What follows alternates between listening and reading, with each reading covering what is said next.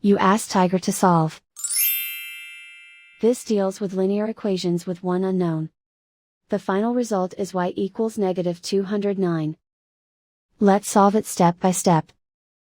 Group all constants on the right side of the equation. Subtract 71 from both sides. Group like terms. Simplify the arithmetic.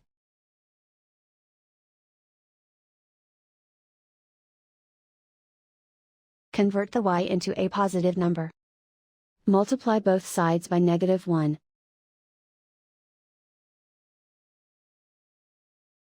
Remove the ones. Simplify the arithmetic. And so the final result is y equals -209.